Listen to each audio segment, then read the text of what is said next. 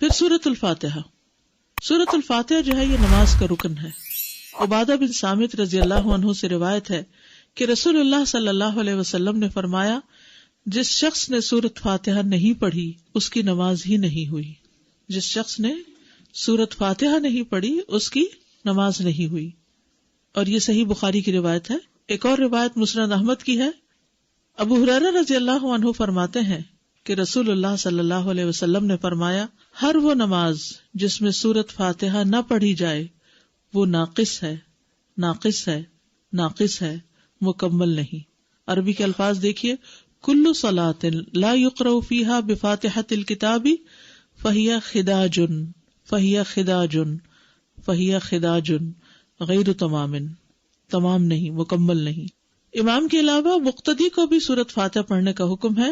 نبی صلی اللہ علیہ وسلم کے اصحاب میں سے ایک صحابی سے مروی ہے، کہتے ہیں کہ نبی صلی اللہ علیہ وسلم نے فرمایا شاید تم لوگ امام کی قرات کے دوران قرات کرتے ہو، شاید تم لوگ امام کی قرات کے دوران قرات کرتے ہو.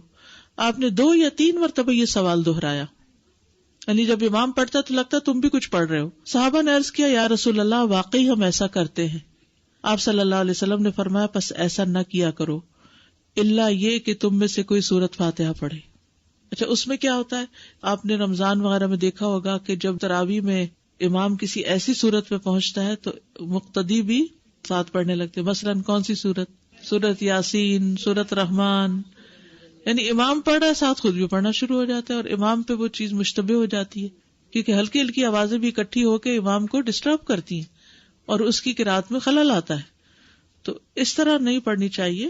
ہاں، سورۃ الفاتحہ جو ہے وہ دل میں یعنی آہستہ آواز میں پڑھ لینی چاہیے، اس کو بھی اونچا نہیں پڑھنا. مقتدی امام کو خلل نہیں ڈال سکتا. ابو ہریرہ کہتے ہیں کہ رسول اللہ صلی اللہ علیہ وسلم نے فرمایا جو شخص کوئی نماز پڑھے اور اس میں ام القرآن یعنی سورۃ الفاتحہ نہ پڑھے تو ایسی نماز ناقص ہے، ناقص ہے، ناقص ہے، کامل نہیں. یہ وہی روایت ہے جو پیچھے آپ نے سنن ابی داؤد کی دیکھی. ابو صائب کہتے ہیں میں نے کہا اے ابو ہریرہ میں بعض اوقات امام کے پیچھے ہوتا ہوں تو پھر میں کیا کروں؟ تو انہوں نے میری کلائی دبائی اور کہا اے فارسی اسے اپنے نفس میں پڑھا کرو، یعنی دل میں پڑھا کرو. اچھا، یہ بھی حکم کیوں ہے؟ تاکہ پھر ہمارا فوکس نماز کی طرف ہو. یعنی مثلا ہم دیکھتے ہیں نا امام پڑھ رہا ہے تو ہم پھر کوئی اور سیر کرنے لگتے ہیں کہیں. تو جب ہمیں یہ ہو کہ ہمیں بھی ساتھ ساتھ دل میں دہرانا ہے اس کو تو پھر توجہ رہتی ہے نماز کی طرف. یعنی وہ فارسی نسل کے تھے نا ابو صاحب، تو ابو صاحب کہنے کی بجائے کہا وہ فارسی. سمجھانے کا ایک طریقہ ہے، اور انہوں نے میری کلائی دبائی. تو اس سے یہ پتہ چلتا ہے کہ استاد جو ہے وہ کسی آلٹرنیٹ نام سے بھی پکار سکتا ہے، اور بعض اوقات ایک چپت چھوٹی سی لگا کے یا ایک یہ نہیں کہ ڈانٹ ڈپٹ اور بہت مار پٹائی، لیکن متوجہ کرنے کے لیے تاکہ بات سمجھ میں آ جائے. سورۃ فاتحہ قیام میں ہوگی، یعنی دعا استفتاح کے بعد. یہ قیام ابھی چل رہا ہے جو ہم شروع کیا تھا نا قیام کا طریقہ. ابو ہریرہ رضی اللہ عنہ سے روایت ہے انہوں نے فرمایا ہر نماز میں قرات کرنی چاہیے. پھر جن نمازوں میں رسول اللہ صلی اللہ علیہ وسلم نے ہمیں بآواز بلند سنایا ہم ان میں تمہیں بآواز بلند سناتے ہیں، اور جن میں آپ نے ہم سے قرات کو پوشیدہ رکھا ان میں ہم بھی تم سے پوشیدہ رکھتے ہیں. اور اگر تو ام القرآن سے زیادہ قرات نہ کرے تو بھی کافی ہے، اور اگر زیادہ پڑھ لے تو بہتر ہے. اس کا مطلب کیا ہے؟ مثلا ظہر کی نماز امام صاحب پڑھا رہے ہیں، انہوں نے اللہ اکبر کی. اب آپ چاہیں تو چاہے چپ رہیں، چاہے آپ استفتاح کی دعا پڑھیں، لیکن سورۃ فاتحہ تو آپ کو لازمی پڑھنی ہے. اور اس کے علاوہ قرات اگر قرآن کی کوئی سورت پڑھنا چاہتے تو پڑھ لیں، اگر نہیں پڑھ رہے تو بھی امام کی قرات جو ہے وہ آپ کو کافی ہو جائے گی. ٹھیک ہے. اسی طرح مثلا امام بلند آواز سے نماز پڑھا رہا ہے، جہری نماز ہے، اور اس میں جتنی دیر سکوت کرتا ہے، جہاں جہاں خاموش ہوتا ہے وہاں آپ اپنا پڑھ لیں. اور جب سورۃ فاتحہ بلند آواز سے پڑھے گا تو دل میں سورۃ فاتحہ پڑھ لیں، اور جب وہ کوئی اور سورت ملائے گا تو خاموشی اختیار کرے. یعنی یہ نہیں کہ وہ سبح اسم ربک الاعلی پڑھ رہا ہے اور آپ ساتھ پڑھنا شروع کر دیں، یہ نہیں کریں. اس وقت آپ کیا کریں؟ خاموشی سے اس کو سنیں. اسی طرح اگر امام نماز پڑھا رہا ہے اور آپ پہنچے ہیں ذرا دیر سے تو سبحانک اللہ وغیرہ نہیں پڑھے، ڈائریکٹ سورۃ فاتحہ شروع کرے تاکہ آپ کی پوری ہو اور آپ امام کے ساتھ رکوع پہ جا سکیں. اگر آپ نے قرات کا کچھ حصہ نہیں پایا تو کوئی بات نہیں، پھر بھی آپ کی وہ رکعت پوری ہو جائے گی. سورۃ الفاتحہ کی اہمیت اور فضیلت. بہت دفعہ آپ نے پہلے بھی پڑھی ہوگی، صرف یاد دہانی اس لیے کرا دیتے ہیں کہ انسان اگر سورۃ الفاتحہ پر بھی توجہ کر لے نماز میں تو باقی نماز میں خشوع آ جاتا ہے. آپ یہ تجربہ کر کے دیکھیے، اگر آپ نے سورۃ الفاتحہ کو کیچ کر لیا نا کہ اس کو غور سے توجہ سے ترجمے کے ساتھ پڑھ لیا، ترجمے کے ساتھ مرادی کہ دل میں اس کا معنی دہرا رہے ہیں، تو آپ دیکھیں گے کہ آپ نماز میں ٹک جاتے ہیں، پھر نماز میں فوکس قائم ہو جاتا ہے. لیکن اگر شروع سے ہی دھیان نہیں جمع تو پھر بعد میں بھی دھیان جمانا مشکل ہوتا ہے. 7 مثانی کہا جاتا ہے سورۃ الفاتحہ کو.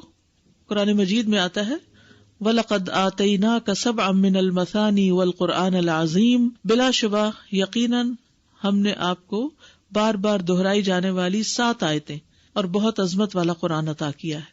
یعنی سورۃ الفاتحہ جو ہے سب سے زیادہ قرآن کا حصہ ہم نماز میں اسی کو دہراتے ہیں.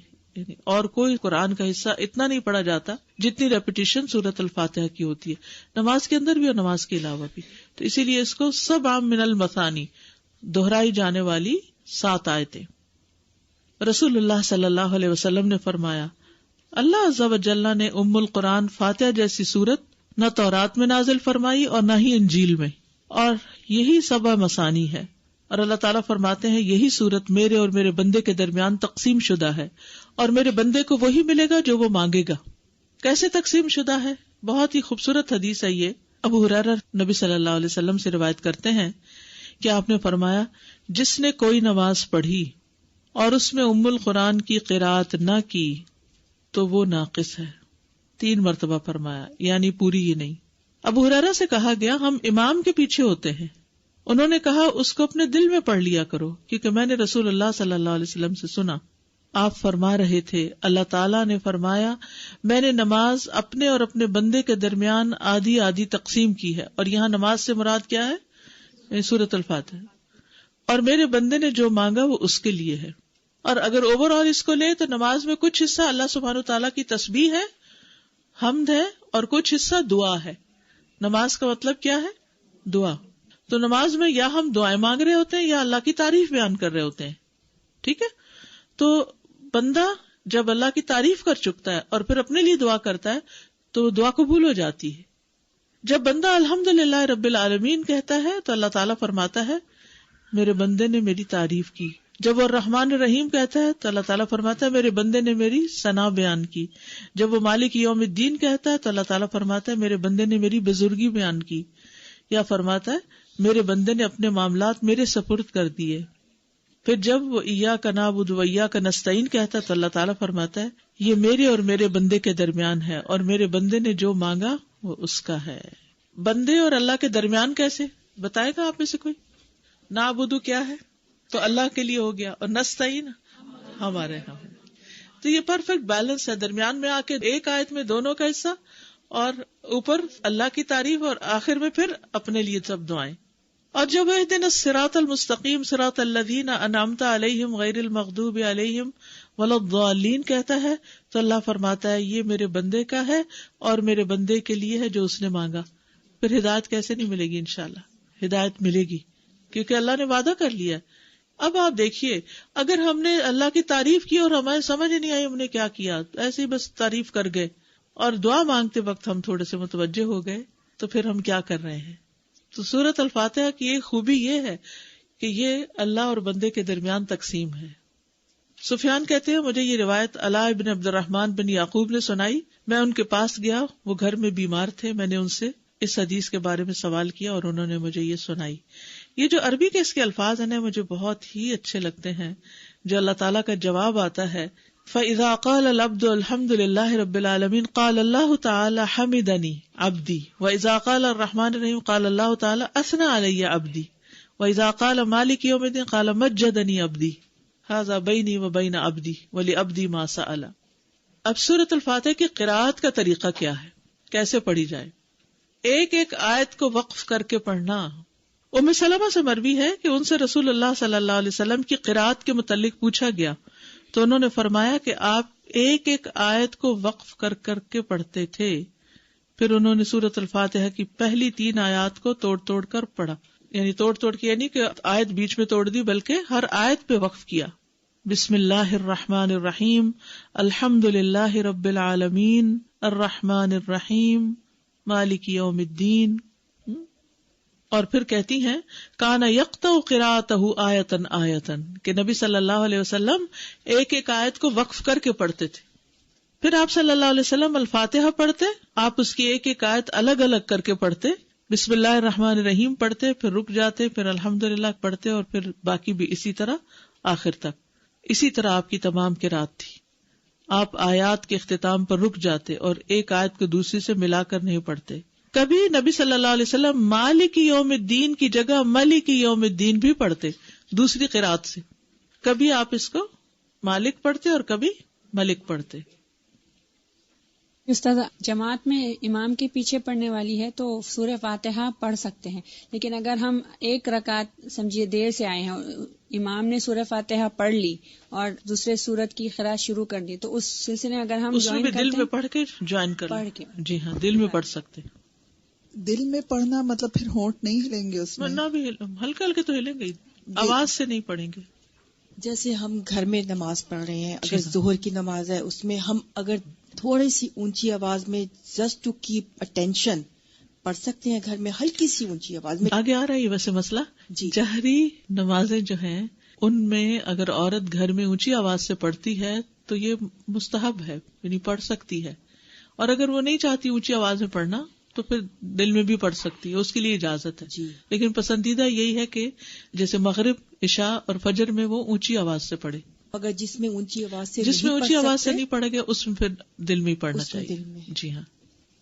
سازا جی، یہ سوال بہت فریکوینٹلی آتا ہے کہ جیسے جب جماعت میں اگر لیٹ جوائن کیا ہے اور سب کچھ اسکپ کرنے کے باوجود بھی الفاتحہ آپ کی مکمل نہیں ہو سکی اور امام صاحب رکوع میں چلے گئے ہیں، آپ نے الفاتحہ آدھی پڑھی، آدھی سے تھوڑی زیادہ پڑھی، تو اس میں اگر چند سیکنڈ کے وقفے سے آپ کی پوری ہو رہی تو پوری کر کے ذرا سا توقف کر کے چلے. بہت لمبا نہیں، لیکن اتنے نہیں ہو کہ آپ کو رکوع ہی مس ہو جائے.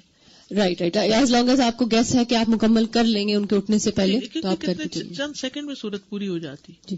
سورت الفاتحہ کی قرات کے بعد آمین کہنا، اس کے دلائل کیا ہے؟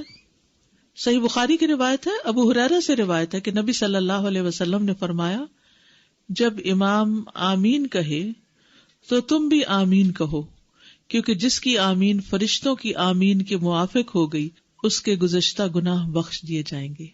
ابن شہاب کا کہنا ہے کہ رسول اللہ صلی اللہ علیہ وسلم خود بھی آمین کہتے تھے، یعنی صرف مقتدی نہیں بلکہ خود بھی. نبی صلی اللہ علیہ وسلم کا بلند آواز سے آمین کہنا، وائل بن حجر کہتے ہیں رسول اللہ صلی اللہ علیہ وسلم جب ولضالین پڑھتے تو آمین کہتے اور اس کے ساتھ اپنی آواز بلند کرتے. رسول اللہ صلی اللہ علیہ وسلم جب ام القرآن سورۃ الفاتحہ کی قرات سے فارغ ہوتے تو آواز کو بلند کرتے ہوئے آمین کہتے. السلسلہ صحیحہ کی روایت ہے، اور پچھلی جو تھی سنن ابی داؤد کی اور اس سے پچھلی بخاری کی.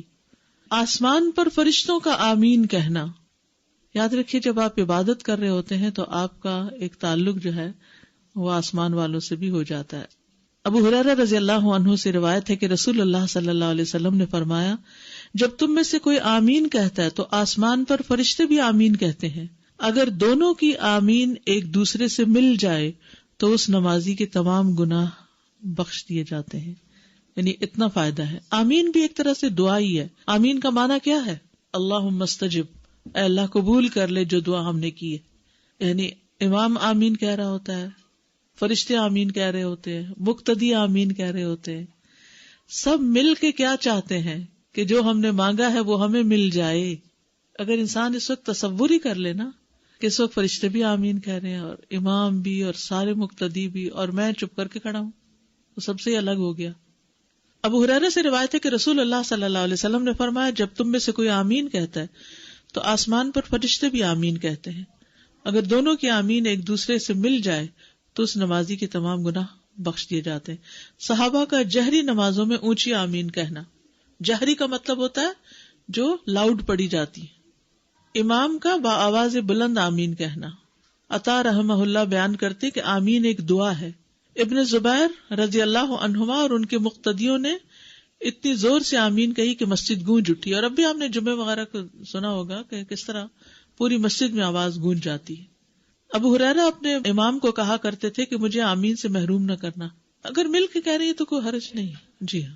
نافع کہتے ہیں کہ ابن عمر رضی اللہ عنہما آمین کہنے کو کسی صورت نہیں چھوڑتے تھے بلکہ دوسروں کو بھی اس کے متعلق ترغیب دیا کرتے تھے. اور میں نے آمین کے متعلق ان سے اچھے کلمات سنے. بلکہ اس کے اوپر ایک حدیث بھی ہے، اس وقت میرے سامنے نہیں، کہ جس میں کوئی صحابی روایت کرتے ہیں کہ انہوں نے صف میں پیچھے سے آمین کی آواز سنی کسی خاتون کی. اچھا، لیکن اس میں جلد بازی نہیں کرنی. امام آمین کہے تو پھر آمین کہنی ہے آپ نے.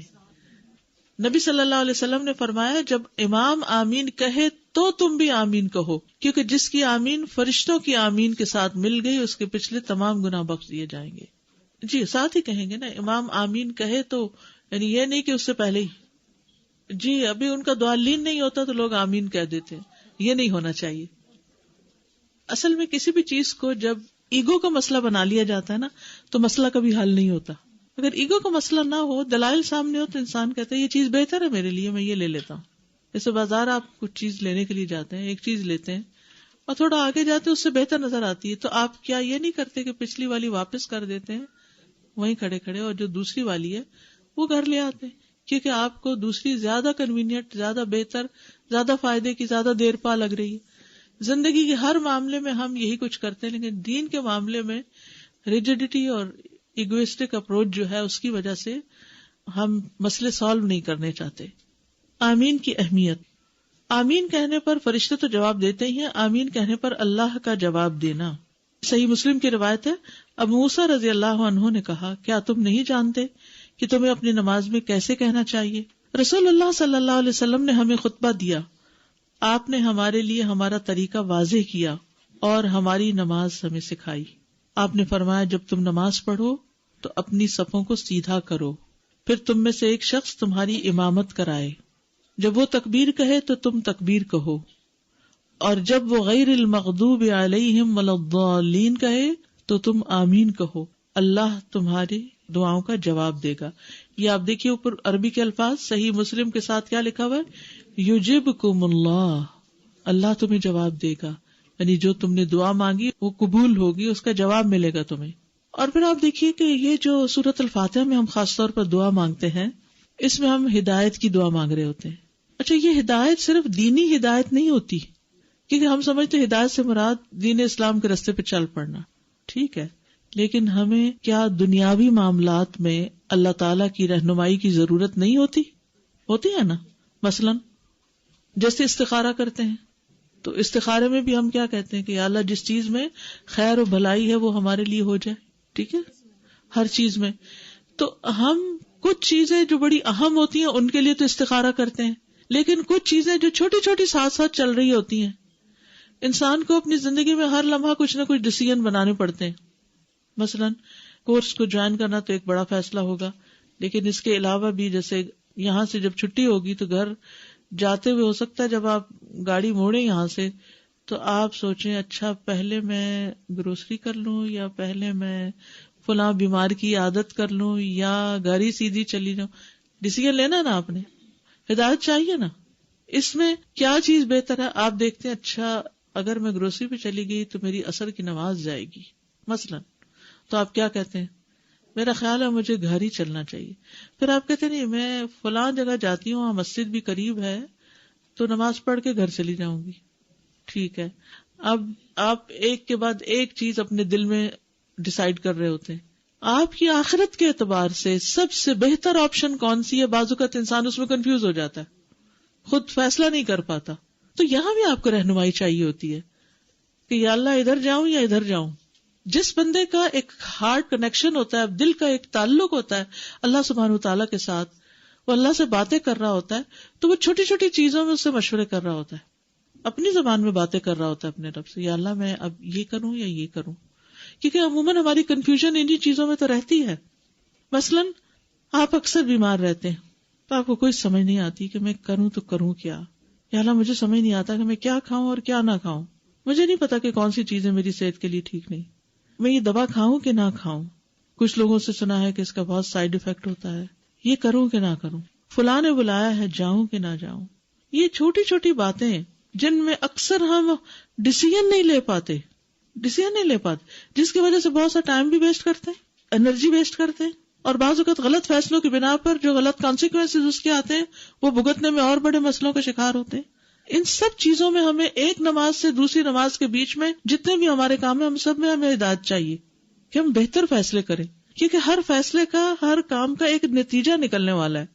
کچھ تو دو صحیح کے درمیان چوائس ہوتی ہے نا، اور کچھ صحیح اور غلط کے بیچ میں چوائس ہوتی ہے، جس غلط کا آپ کو پتہ ہی نہیں ہوتا یہ غلط بھی ہے. کچھ بہتر اور زیادہ بہتر میں چوائس ہوتی ہے. تو ایسے میں انسان جب اپنا معاملہ اللہ کے سپرد کرتا ہے کہ اللہ آپ میری رہنمائی فرمائیں، آپ مجھے ہدایت دیں. ہدایت ہے کیا؟ مجھے راہ دکھائیں، میرا سینہ کھول دے، مجھے سمجھا دیں بات کو.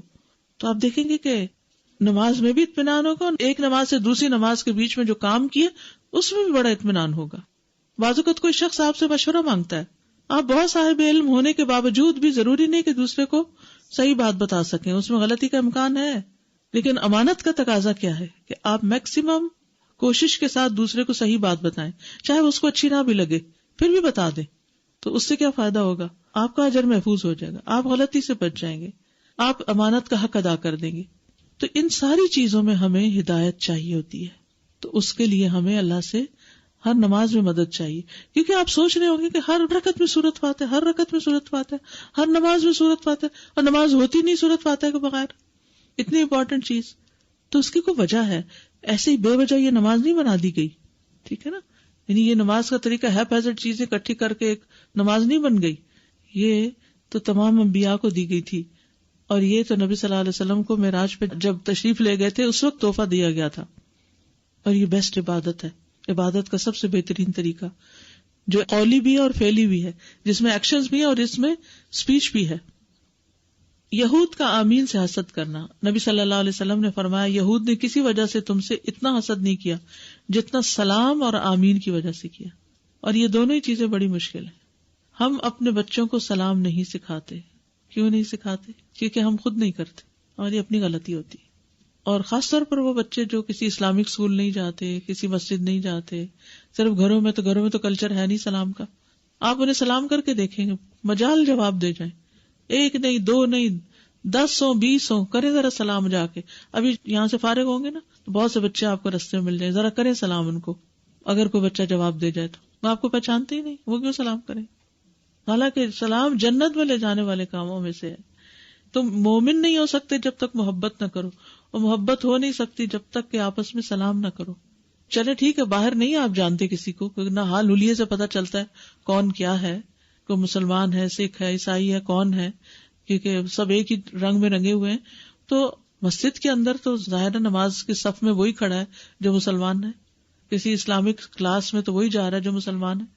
تو اگر اس وقت بھی سلام نہیں کرتے ایک دوسرے کو تو پھر کیا کرتے ہیں؟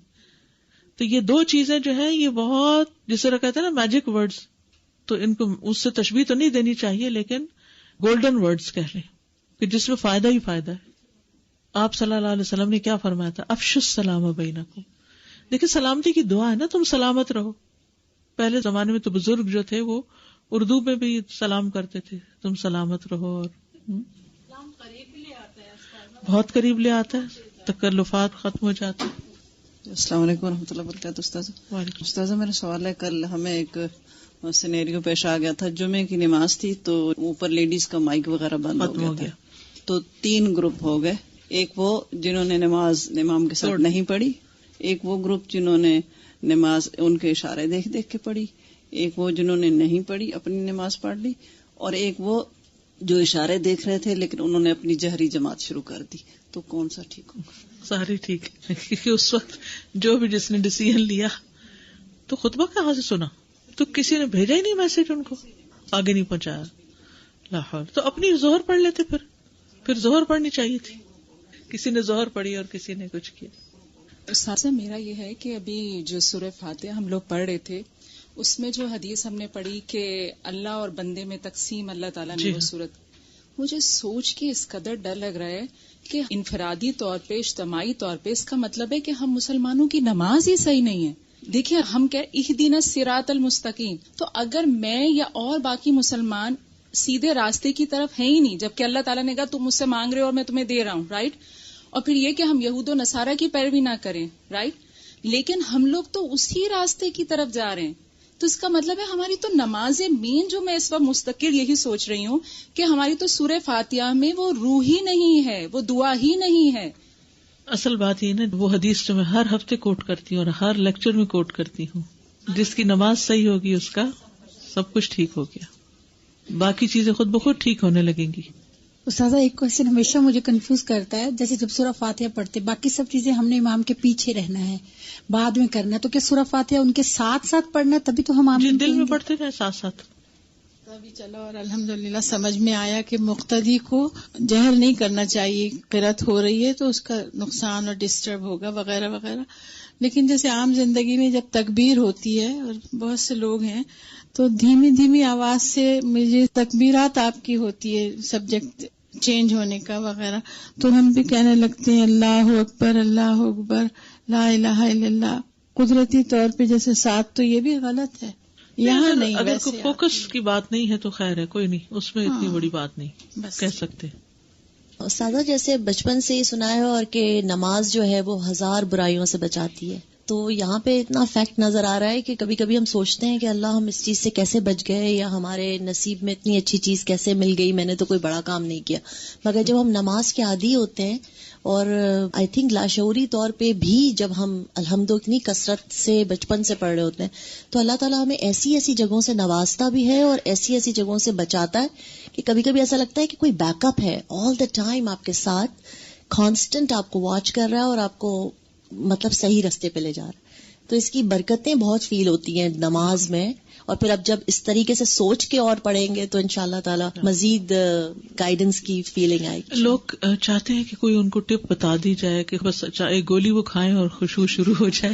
آپ نے دیکھا ہوگا اب تک جتنی بھی چیزیں ہیں اگر ان کو صحیح طور پر کر لیا جائے، وضو سے لے کر، اور قبلے کا رخ صحیح ہو، اور اگر مسا کیا تو صحیح طور پر کیا ہو، اگر کھڑے ہیں تو سطر صحیح ہو اور سمجھ کے پڑھیں، تو بھلا کیسے خوشبو نہیں آئے گا.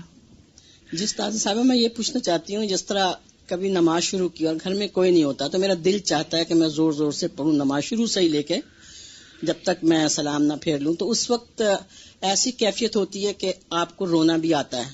تو اتنا کبھی کبھار روتی ہوں میں، تو اس طرح کے تسلسل جو ہے نماز کا وہ ختم ہو ہی جاتا ہے ایک قسم سے. تو پھر دوبارہ شروع کرنی چاہیے یا کنٹینیو رکھیں؟ نہیں، اگر بیچ میں ہچکیاں آ گئی ہیں اور ذرا سا رک گئے ہیں، سانس نہیں آ رہا، تو آگے ہی کنٹینیو کریں، ایز لانگ ایز آپ نے توڑی نہیں نماز.